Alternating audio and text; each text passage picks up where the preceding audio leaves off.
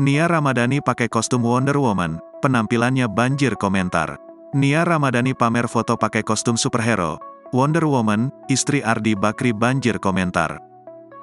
Dalam salah satu unggahan terbaru di media sosial, Nia Ramadhani berpose di sebuah ruangan.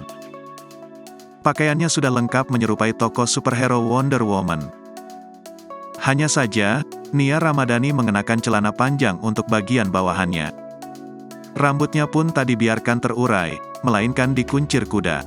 Rupanya, kostum tersebut ia kenakan dalam rangka hadir di ulang tahun Ayu Dewi.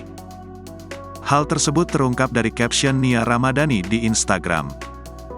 Kendati begitu, dia mengaku bingung kostumnya lebih mirip Wonder Woman atau justru Captain America.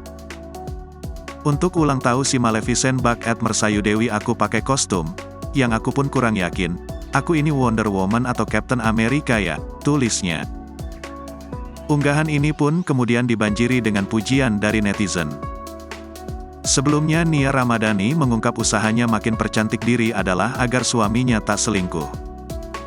Nia Ramadhani menjelaskan makin percantik diri supaya suaminya tak melakukan perselingkuhan. Namun, istri Ardi Bakri itu menyebut tak pernah ada aturan jelas soal mencegah perselingkuhan.